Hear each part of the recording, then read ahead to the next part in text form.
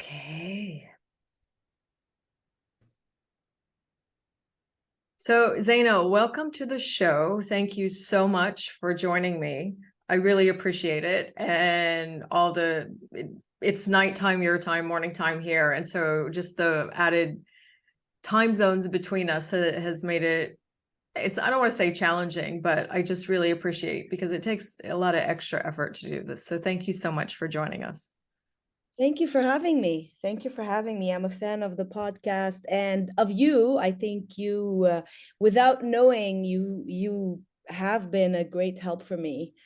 Ever since my daughter was diagnosed, you were one of the references in Dubai. You were mentioned by many friends. So thank you for everything you do. Thank you for that. That's really touching. And that makes me really happy to know that whatever it is that we're doing, that it's helpful, because that was the whole reason why I started Diapoint and to do what I was doing. And even before Diapoint was a thing, I just thought, a type 1 diabetes diagnosis and even a type 2 diagnosis, if you're an adult, is so challenging and you don't know where to go, what to do. And my husband and I both worked in healthcare. And I thought, if we work in healthcare and we're really challenged by this, I can't imagine if you don't work in healthcare. It wasn't necessarily easy, but at least I knew who to ask and where to go. And so I'm really happy to hear that. So thanks for sharing that. So starting from the beginning, there's a lot of beginnings. So now you live in the US. Before that, how long were you in Dubai?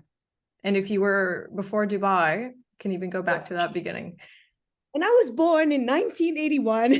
Yes. Yeah, so I'm Lebanese. I actually was born in Lebanon, in Tripoli. I studied there. I got my BA and MA in English literature from AUB in Beirut. So basically born and raised in Lebanon. And I had been in Dubai for a decade, exactly a decade, for 10 years before moving to the Bay Area a year ago. Yeah. And how long ago was your daughter diagnosed with type 1? So she was diagnosed on August 24th, 2021. Oh my God. We repeat that. Sorry. That's okay. I'm getting a no more data notification as we speak. Oh no. She changed her Dexcom, that's why. Okay. So yeah, let me repeat that. So my daughter was diagnosed in Dubai on August 24, 2021. And we moved to the US on December 11, 2021. So only a few months before our big move. So it was a lot to adjust to in very few months. Yeah. Wow. My son was diagnosed in August as well. Yeah. Yeah. I've been working on an essay called August. And it's about my relationship to the month. And how I always, well, it's associated with beauty and with the beach and but also in my head is associated with trauma. One of the traumas is Aya being diagnosed. Another is the Beirut explosion, of course. It's just that over the years, August has been a little bit ominous, but also beautiful in its own way. So it's funny you should say that. Yeah. I can't wait to read it because August, usually I'm on a beach in Turkey somewhere, swimming, enjoying the sea, but it's bittersweet at the same time. And having, I can't imagine also because the Beirut blast was super traumatic and still is for so many people. And having that and type 1, and if you have other things that have happened in a month, it can be quite heavy. Yeah, and I think the body remembers. I don't know if you as a mom, like you remember it as well, but I kind of feel that the body goes like it's cyclical. And so I found myself this August without realizing it, being anxious around the date when she was diagnosed, and I think even when our mind doesn't necessarily remember right away, our body holds that trauma and kind of cyclically remembers it, goes through the seasons. I think I would agree with that, because I remember the date about a week or 2, 10 days before. Yeah. And then that day might come and go, and I might forget on that day. And maybe that's like a defense mechanism to forget it. But always it'll pop up, and it's like, oh.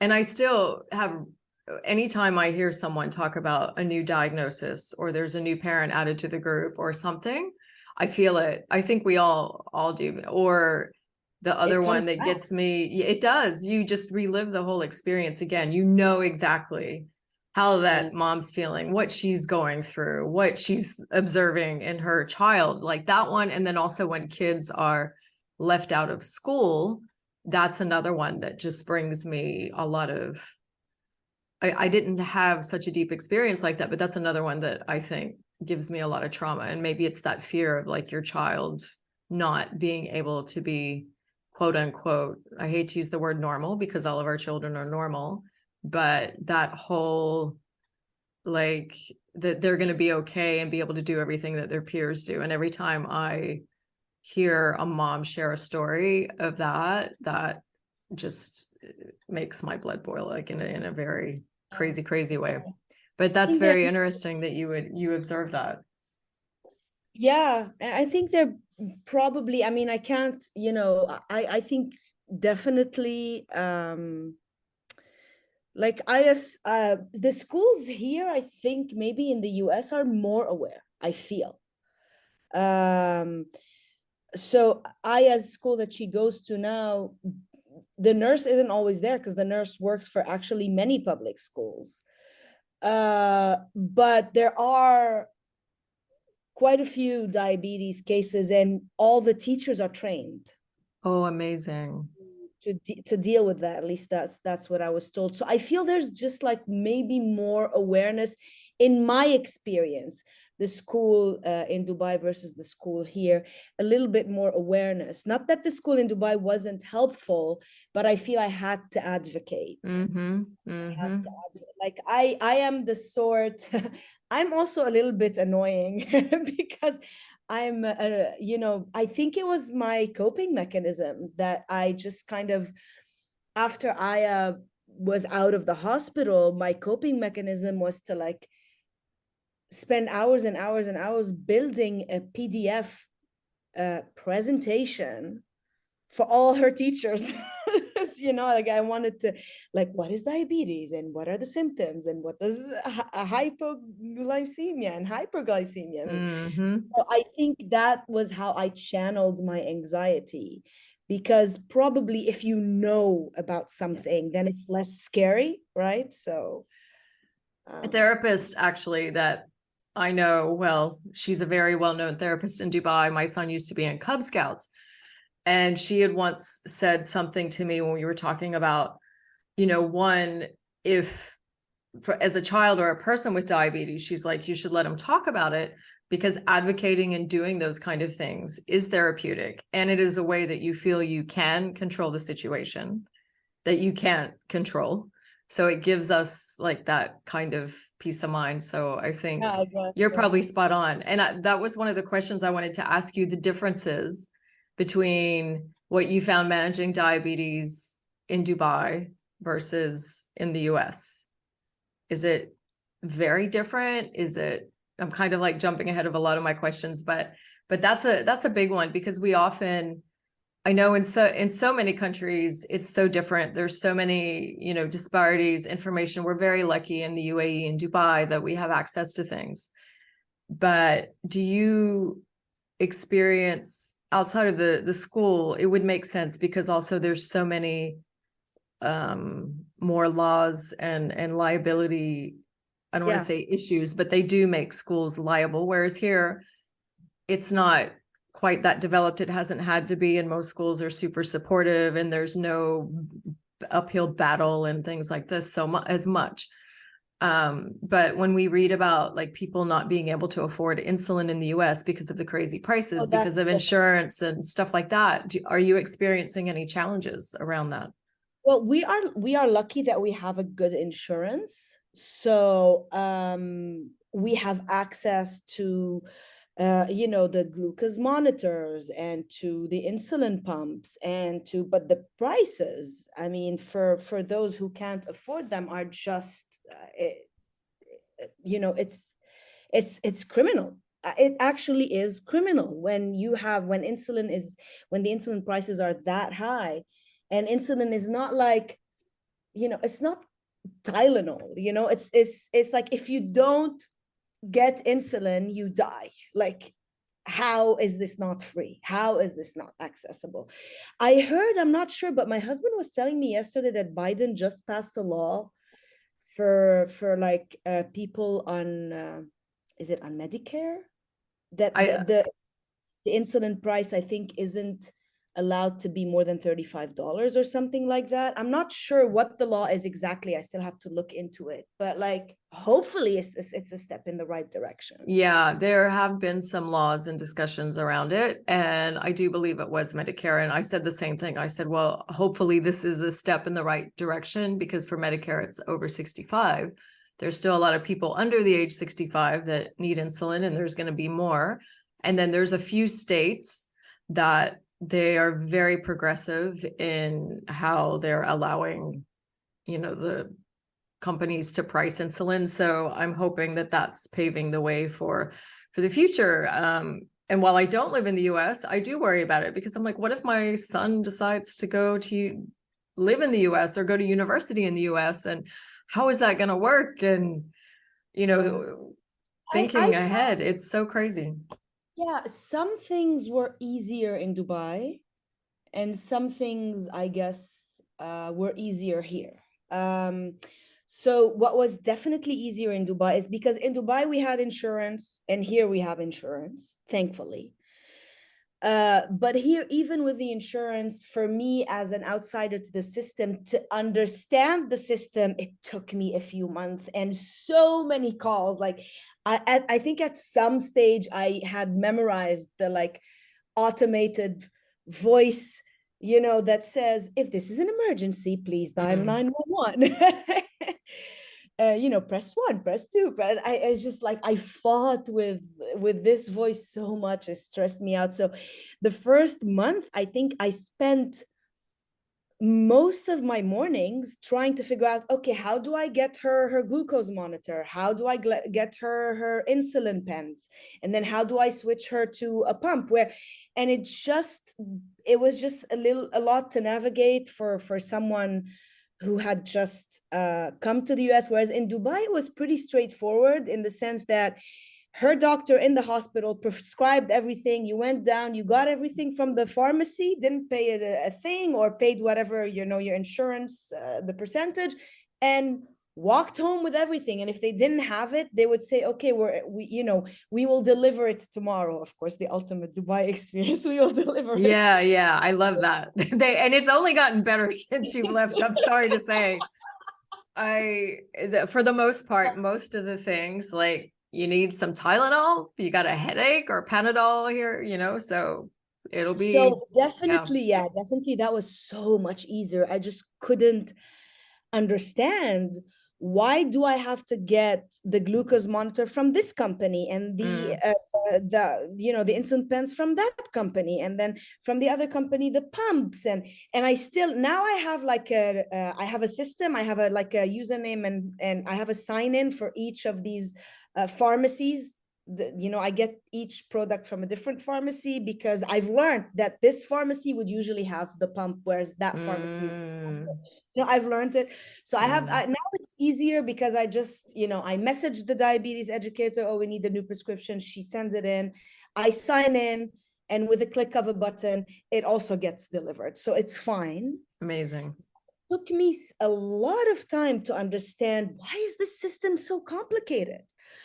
And what I do actually appreciate in the US is that you always have access to the diabetes educator free of charge. Oh, wow. That's so good. So you can call, not that you can visit them in the office, but you can call them. Of course, they are very overwhelmed. Yes. So it's will necessarily, I think 90% of the time you won't get an answer. But I found that when I leave a message, if it's urgent, they'll call me right back. If Mm, it's kind of not that urgent, they will call me in an hour or two. right, Like right, right. it's been good like that. So I appreciate the fact that I could actually pick up the phone and speak for like 40 minutes to this educator saying, well, Mm. I'm noticing that she's been having highs at night. What do you think? And she'd be like, okay, let's try this. So it's more this open connection, communication, I think is very helpful. I love that. That is valuable. Yeah, there are a few like doctors that do it here and a few educators I know that have done it. And it's not a systematic thing that the clinic or hospital decided. They do it because they know people need it. They have nowhere to go. I'm glad they do it because I get really nervous when even experience, for moms that are experienced, if people start asking medical questions, I'm like, please ask your doctor. We're not, here to tell you how to change your doses and things like that.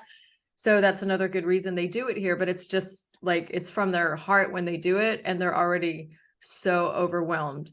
And Yeah. here, sadly, insurance does not cover meeting Yes. with the diabetes educator. So I would love anyone out there, clinics, hello, if you're listening, please make this accessible or free service, because especially in the beginning, because people Need really, it. really need That it. support. You It's, absolutely need that support. You're on a very steep learning curve. You don't know. I mean, I didn't know anything about type 1 before my daughter was diagnosed. I barely knew a thing. And you have to learn so fast and you freak out. At the beginning, you're freaking out. yeah. Every time the blood sugar dips, you're freaking out. Now it's like, okay, it's I know it's what like goes up will come down. And we know now I know, I always say it's not even a learning curve, it's a learning vertical line. And I always show this to doctors and I'm like, you think this is the learning curve, but no, it's just a straight line. And you send us home and we don't know anything. It's so hard. And then, yeah, over time, we do get a little more comfortable with numbers that fluctuates because that is the nature of what it is. And even, now we know better that even people without diabetes do have fluctuating curves and things like this. But it is so, so stressful. And so when did you start to feel, I'm gonna use the word comfortable with managing diabetes? How long did it take you to kind of feel like you were more settled into this condition? I also want to circle back to like one more thing I wanted to say about like the US versus Dubai is that what I appreciated a lot in Dubai was the WhatsApp group. Mm. I don't have it here. Maybe I just haven't found, maybe there are some groups, but not that I know of right Maybe now. you should start one. Maybe I should start one. Do I want to do that? Maybe. Yeah, that's Because everyone, and it's just a matter of like adding the people. You don't necessarily have to facilitate, but when someone has a question or if, that people are was meeting very up in the area, you always could. at the beginning. I remember waking up at 3 a.m. and asking a question at that in that group, and people would be mothers Yeah. would, of course, and they would be like, okay, no, do this, don't do that. So it was super helpful to have. And I also remember, like, I still have a very special place in my heart for that mom when I remember I ran out of Dexcoms and I was gonna get the delivery like the next day, but somehow I ran out. And I put it on the group, and she was like, "Hey, I live near you. Just come Mm. by. This is my Yeah, address. yeah, I'll I give remember you that. Dexcom." She gave me the Dexcom. Of course, I Yeah. gave her back. But that was so sweet, and Yep. it was such a beautiful gesture, mother to mother, Um, so yeah, that kind of, I feel, support. There's also like I don't know if I'm biased, probably I am, but there's like an inherent Arabness in it as well, that like that communal, like, no, we matriarchs will take care of you. Yes. you know um That's so, that's so true. So I miss that. I do miss that here. One more thing, it's you got me on a comparison, like pros and cons. I told you I'm a nerd. So That's okay. one more thing I appreciate about the US is that the replacement of everything is easier. So all you have to do is call and say, oh, her Dexcom fell off. You don't have to like, in the UAE, I remember having to like send a picture and proof and so they could like, here they just say, okay, it fell off. What's the number? And if you don't have the number or the serial number or whatever, you say, I don't have it. I threw it. Okay, fine. All right.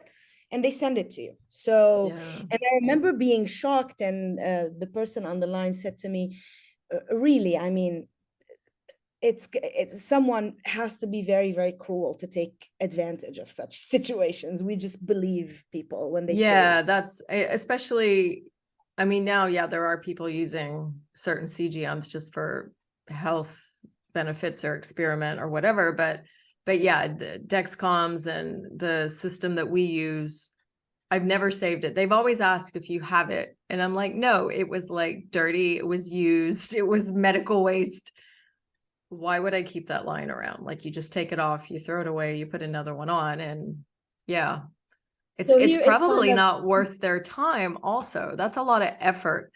People don't realize what I guess maybe companies here don't realize is the effort lost, which could result in the sale of something else or whatever, while you're chasing a device that fell off or wasn't working. Like, that's a big opportunity cost that they're missing. What do you think about the people who like put CGMs and they're not diabetics? I have like, I kind of hold a grudge against them. I don't know. This is a question that I ask everyone now, kind of on the show, because last season I did a feature, 3 episodes about this very topic. And I think the consensus is people I know, either that I've interviewed or talked to or read their posts and columns about it, if they have type 1, they are outraged by it. Yeah. And because of lack of access. Yes, like because there's people that don't even have insulin in the world, and here we are out here flaunting our next thing. And the reason I got more curious about it, and I was really annoyed, and someone shared, so popular radio DJ here in Dubai, and one morning someone that follows him, or somebody was sent a video of him on TikTok or whatever. He's like, oh, let me check my blood sugar. And I was like, are you kidding me? These things cost a fortune. They cost for listeners who don't know, they cost a fortune, and there are people who need these things, to survive. So yeah. And what I would love to see happen is, the Todd's shoe model, like buy one and then they donate one. So if you don't have diabetes and you buy one, I would love for those companies to donate to someone that can't afford it. So that's one thing that I think would be great. I interviewed someone from one of these companies that is promoting it with a sport app and other things. And I asked him about this. I said, what do you say to that? What is your answer to that? And he feels that potentially this use, maybe it will drive the prices down. Maybe. I'm not holding my breath, but maybe it will. And he also said then he put the responsibility back on the companies and the manufacturers that they should make it more affordable, so it's accessible to people. And while that's true, it still is controversial that people wear it. And I think this season, I've asked her if I can interview her. I have a friend who's also a nurse, but she was very curious. So she wore one. And she'd send me her graphs and stuff sometimes. And there was a lot of lessons learned about it. And I think kind of the biggest challenge outside of people not accessing, and it still does like make me uncomfortable when I see if someone has one and they don't have diabetes. I kind of have that jolt in my heart a bit when I see it. But I know also people that are wearing them, no matter how good intention the companies are that are promoting it for sport, most of them don't even have probably the staff with a deep enough level that can explain it to them. And even I give the example of my husband. who was trained as a medical doctor. He's a healthcare manager, and he came home from a checkup last year once, and he said, my doctor said I'm pre-diabetic. And I said, and he exercises, he eats well, he's not overweight or whatever. I said, but of course you are, because you don't sleep. So then I said, if you really want to test it, I said, let's put, a Libre on you. That's the most cost-effective one. And let's see what happens. And so he did. And then he one morning went to work out and did like a vigorous weight workout. And of course his blood sugar went up, and he was shocked. And I'm like, yeah, but that's normal. That happens to everybody. And so this is the information that people don't know. It's just like it's a fancy device. It's like with I have my uncharged like Apple Watch here on my table, which I don't use that often. But, if it's saying my heart rate's doing something, and I have seen it's helped some people, go get checkups and stuff. But if it says it's doing something for my heart, I'm not a cardiologist. What do I know? Nothing. So yeah, it's, I don't think this trend is going away, because people are very curious about the data and what they do with it, but they don't know enough. And it takes so much education. You need to be a diabetes educator, really, or a caretaker of a child with diabetes for a long time to really understand how to use that data. Or like a professional athlete, I understand why they use it. And I didn't know this, but CGMs are not allowed in professional cycling, because they can use those numbers to their advantage. Yeah. I always wondered why, when like Team Novo was racing and they'd have to like prick their finger. I'm not sure if they're wearing CGMs or not, but in the Olympics, apparently they use them for training. But so you can get information from it, but unless you're like a pro athlete or a person with diabetes, I don't think it's really necessary. If you're doing all the lifestyle things right, then spend your money on something else, is kind of my Just donate, opinion. like you said, donate it to other people who need it. Yeah, I would really love that. Do you see a lot of them in the US? Because I find, and you're in California, like, people are healthy and into very trendy things. Do you notice people wearing them? I don't think so. I think once or twice I've noticed people wearing them and just assumed they're diabetic. People I don't know, so they just as well might be diabetic. Yeah, I do see more people wearing them here, but it doesn't look like it's for health things. Like I notice it more, like, when you see a child with a CGM and it's like, oh, type 1 for sure. And then I'll go over and talk to the parents. And sometimes, most of the time, they're like, what does she want? And I'm like, my child's type 1 too. Like, I'm with you in solidarity kind of thing. But sometimes it's well received, or sometimes they're just like, she's a nut, which is true on both occasions. I mean, this drives you crazy. I mean, on a certain level, you have to lose your mind as well, so. Yeah, it does. So I want to ask you about, so when did you, so I have your book, and it's not just the poem that you wrote about type 1, but all of it. It's amazing. And I have my virtual background on, but I have Post-its like throughout the book for things that I loved. It's amazing. Like really so good. And then it's got me like, why don't I read poetry more often? Because in general, reading, I think a lot of people now, I end up just reading things about health and wellness or diabetes and all of these things. And then we're not reading things so much for pleasure anymore, which is a shame. And then really, though, poetry has a bad rap as well. Poetry usually has a bad rap that, oh, it's inaccessible. What are these people talking about?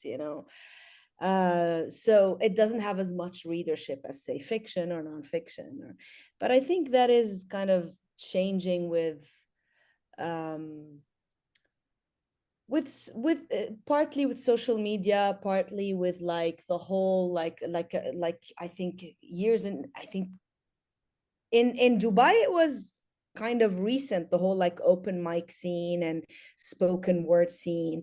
So it's pretty recent in Dubai. Probably in the US it's not that recent, but I think that scene kind of people are maybe reconnecting. It could at least be their gateway into more poetry. Nice. I never thought So of that. And now I want to like go seek those out because here I'm not doing it. I imagine where you are in the Bay Area, that's probably been going on for years, but for a it lot, I must mean, be. in Dubai, I used to run one. You probably, know that I used to run one called Punch because, yeah, when I arrived here, I was like, we got to do something about poetry. I got to connect with people who love poetry. So I just started, an open mic night, and it ran for 10 years. When the pandemic hit, we stopped, and then I moved. So that was the end of Oh, it. yeah, it's beautiful. Like the one called Blue, I really love it. Oh, yeah, that's a duet. I love it. And I don't read Arabic. I don't speak Arabic. I wish I did because I'd probably get more out of the book, but I love it. Thank you. Thank you. Like, That's one of my favorite duets, actually. It has a special, really? yeah, because it's an ode to the Mediterranean. And I miss it so much. I mean, the ocean here is beautiful, but the Mediterranean. There's nothing like it. I always say that, and I'm like, I'm okay, maybe biased, but when I am gone from this earth, my ashes will go there. There's something magical about it. And maybe that's why it resonated with me because I do love it. It's my favorite color because of that reason. I just love it. Like it's just so, I guess, poignant. Thank you. When did you say, I know kind of the writing process is different for everyone, and because you're already a writer, do you just sit down and then things sometimes come out? Like the poem about, I mean, one of the initial reasons why I thought it would be good to have you on the show was because when you wrote the poem about your daughter and about type 1, that just went kind of in a really viral kind of way, and it touched so many people. When you sat down, did you know that you were gonna, that day, did you know that that was going to come out or you were gonna write that? No, that particular poem, no, because I was so she was diagnosed end of August, like I said, and that poem I wrote sometime in September. So the news was very fresh. And actually, I was kind of done with like the book, all the Mm, poems in the book were finalized. But of course, the body and the deteriorating body and our relationship with aging and disease is present in the book, even before my daughter was diagnosed, right? But I think that just kind of came organically strictly from the experience. And I remember it was around, I think, 5 a.m. in the morning. And I don't usually wake up early, okay? I'm like, I sleep late, I wake up late. Of course, with diabetes, all of that goes out the window. But usually, if you let me be, I sleep in. I'm not a morning person. mm-hmm. So that morning I was up at 5 a.m., probably, dying with worry because it was so fresh. And I just kind of opened my laptop and looked outside. And I was in what I call the temporary house, because now I'm gonna digress, but that's fine. That's okay. So we were in Dubai for like years and years, and our initial plan was to actually go to Paris, not Mm. the US. And we were gonna go to Paris in July of that year. And what happened is that somehow, the plan changed, and I was now immigrating to the US, to California. And we had at that time told our landlord that we were leaving our house in Dubai. And so he had brought in new tenants. And so within a month, we had to like run around and find the new house. And so I was sitting, the house was pretty new, and I was looking outside, and everything was kind of familiar. So the furniture was familiar, but the space was unfamiliar. And something about the 5 a.m., the worry, that just kind of, it just came out, like in one go, Mm. like time, be kind to her. It just kind of, and I always say when poems come out like this, it's because they're coming from like a really true, authentic place. And B, it's because you have been thinking about this deeply, even if subconsciously. You have been writing that in your head, but now is the time for you to put words down. So that one, came in one go. I think I made a few revisions to the end of it, but that was it. Yeah. Mm-hmm. I imagine you felt lighter after that came out then. I think so. I don't remember if I cried. I might have cried. I don't remember, but yeah. I mean, no matter what, after I've written a poem, good or bad, I feel good. That's like That's one of my good. good things.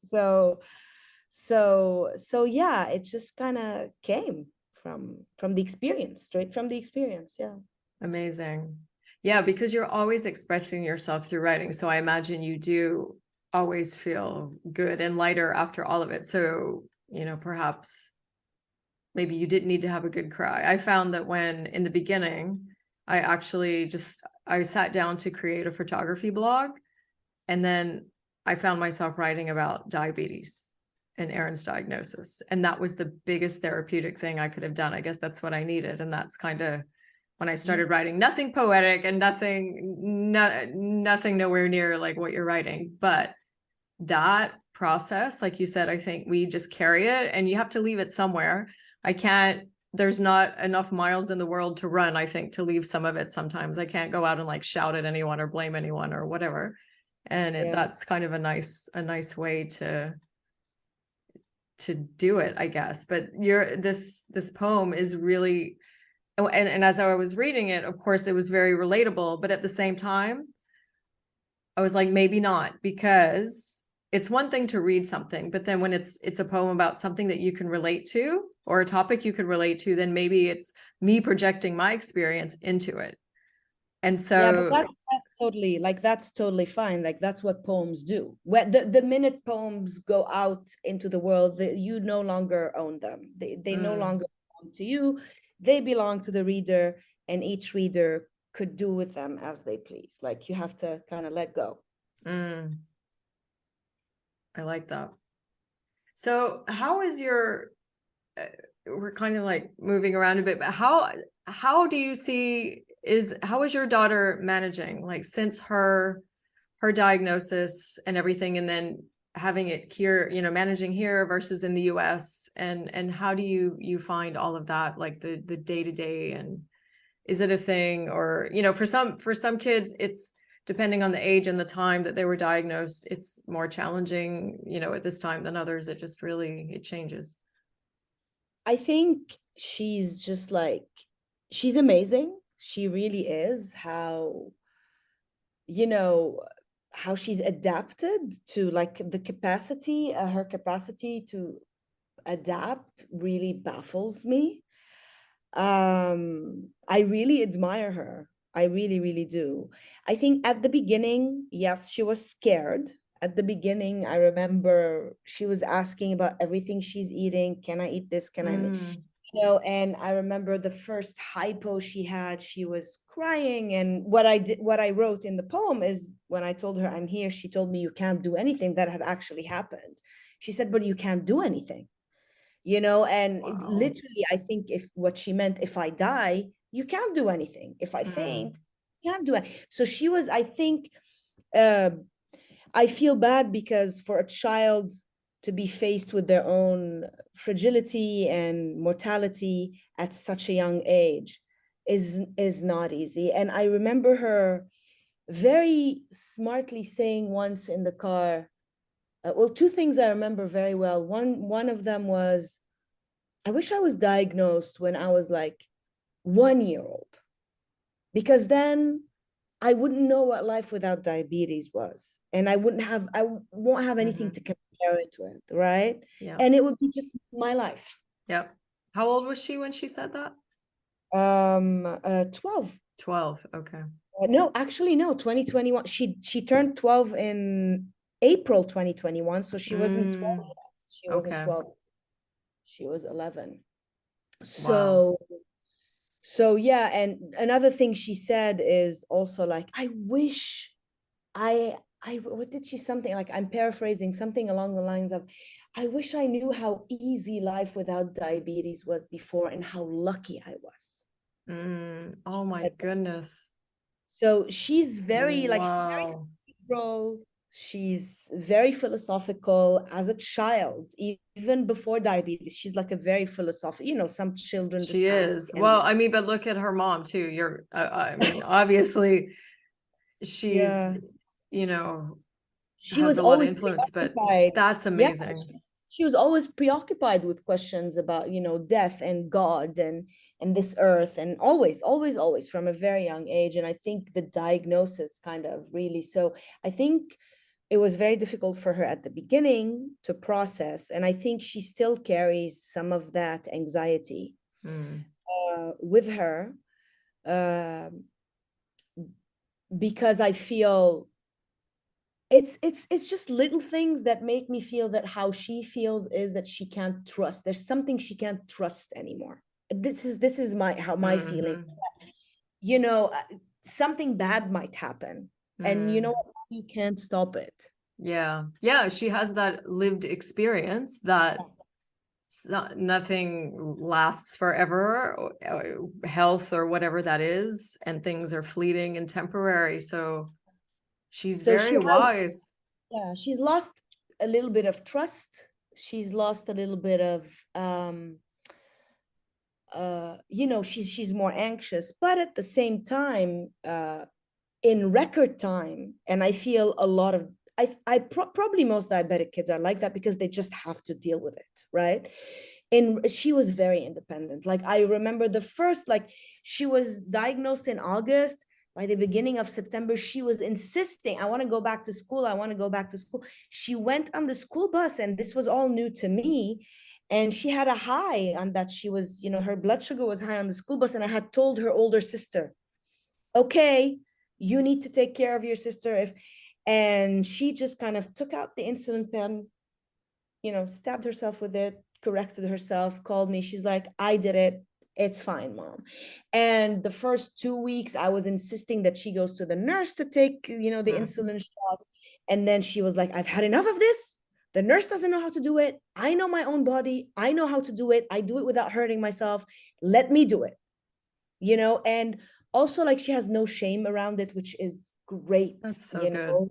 It's so good that she doesn't feel like she has to hide it. Or so even in class, she'd be like, yeah, I took the shot in class, mom, before, this is before she had the pump, right? Good. So she got independent very, very quickly. And I really admire that in her.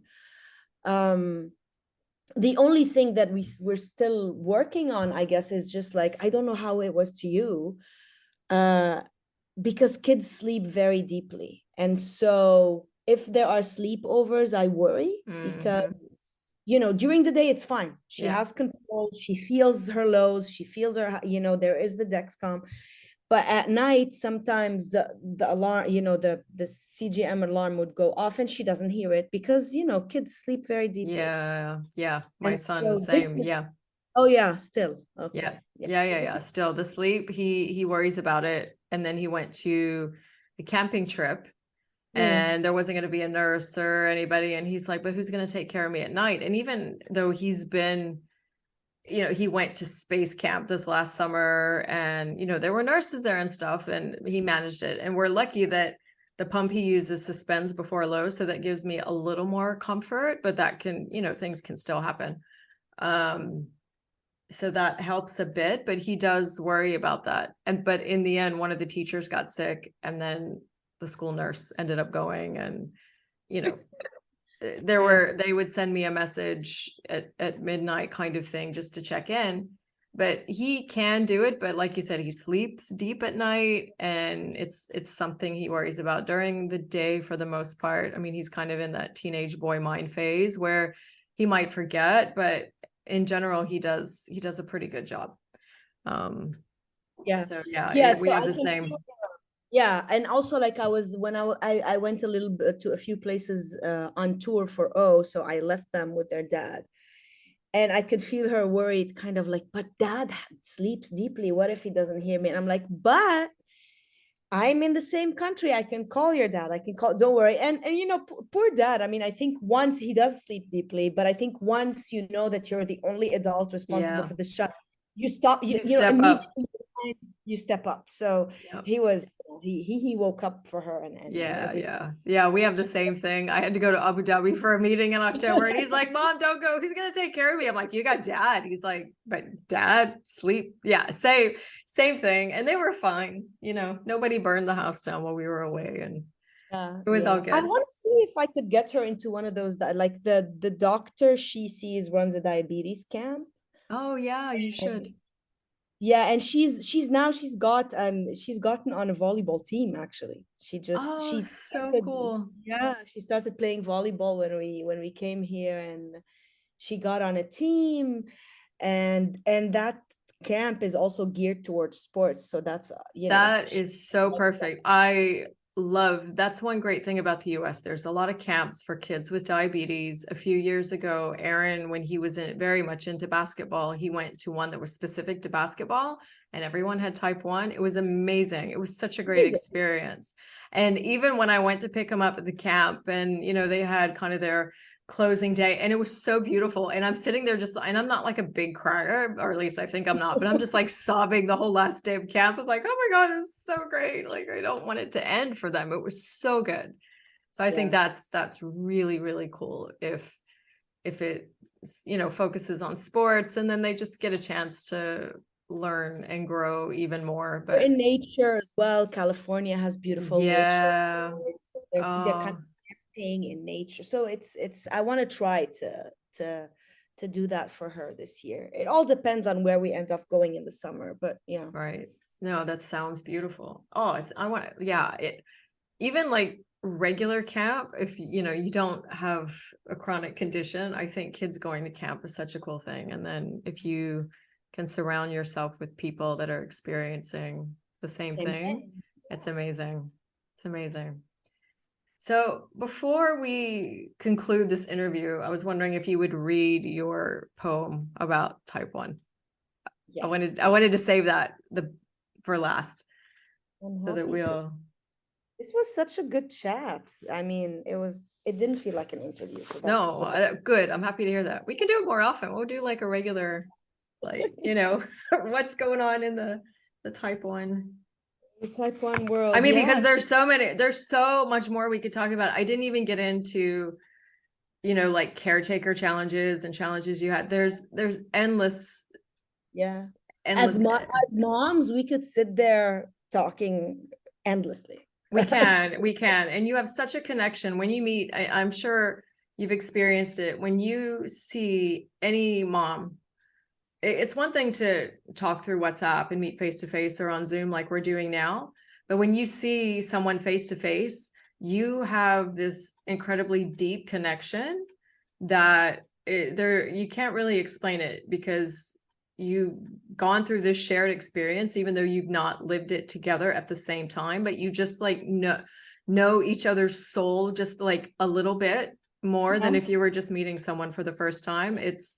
I don't have words to really describe this feeling, but yeah, moms that are dealing with this, they get it. They really get it. All right, so the title is Time, and it just kind of the text runs. So time, be kind to her. She's 11 and already wants to turn you back. She wished this after she squeezed a drop from her index and read me the number. She always insists I close my eyes and guess what her blood is saying. Sometimes I'm wrong, and sometimes not.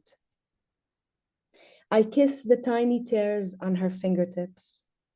I kiss her arms and thighs before the insulin.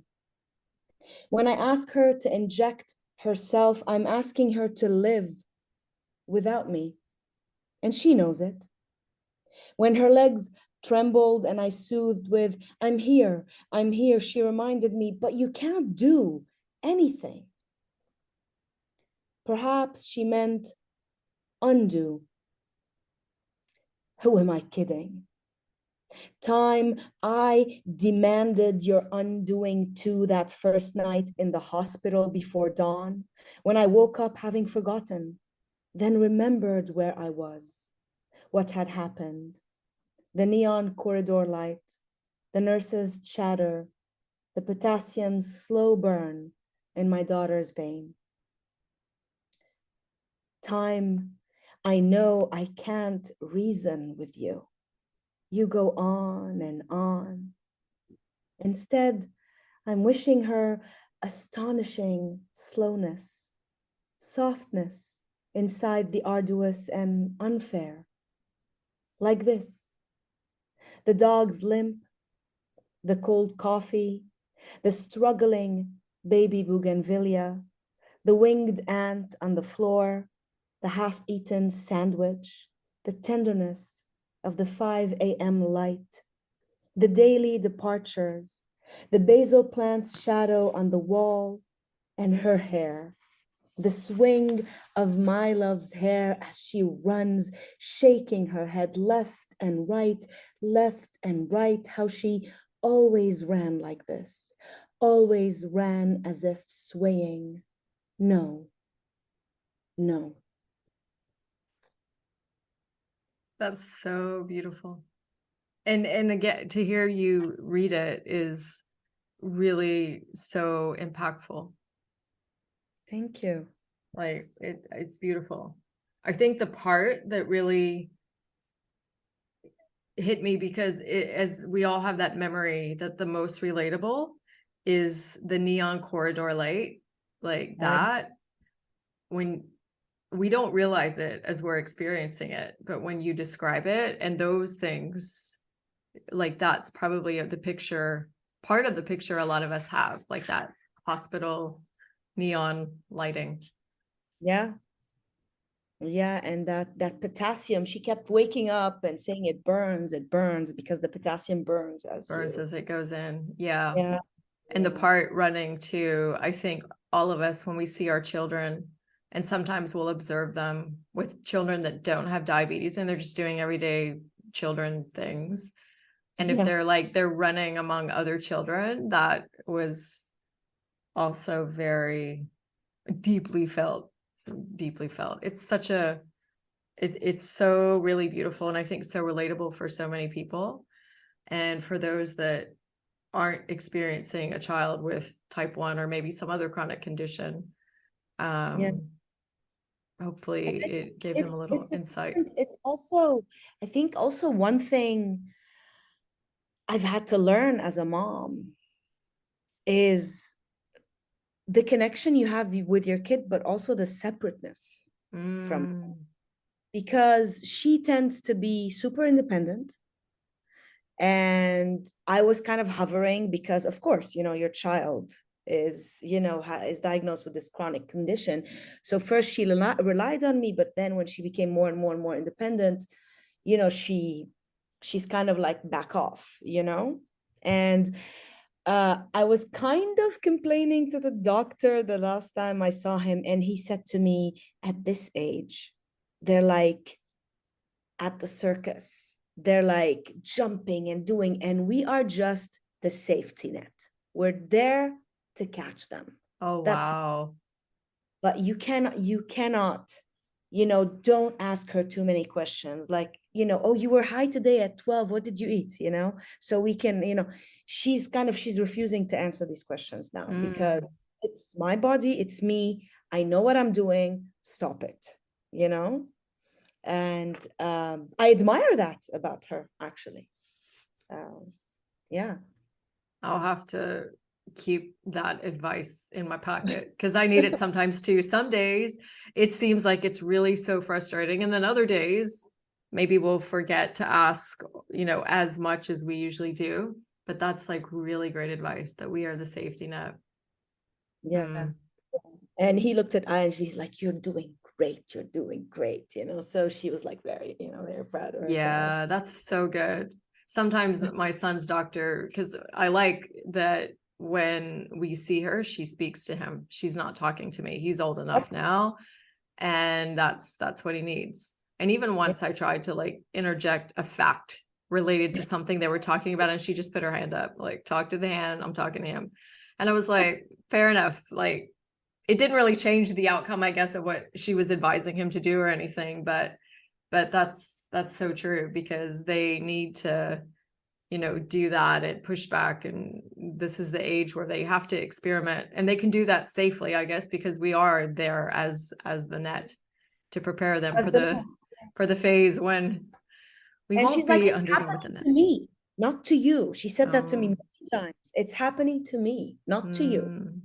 So, and you got to kind of realize, actually, yeah, it is happening to her, not to me, right? So Right. it's happening to me, and like as a mom, as a mother, Yeah. which is what I said, you know, you realize there's the connection, but there's also the separateness, and you have to like kind of juggle Yeah. both.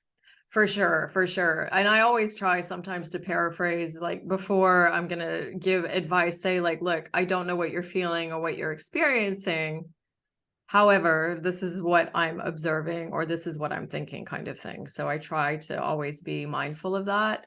And I think as moms, or parents in general, but moms especially, it can be like all consuming, where, you know, some moms, someone once said, oh, but all you talk about is like your child's diabetes and you're defined by that and whatever. And I'm like, but not really, because I mean, yeah, to some extent, okay, people might disagree. I have a business that supports people with diabetes, but it's not about, you know, identifying and taking on whatever it is my son has. At least that's what I'm thinking, because it's not my condition that I'm experiencing.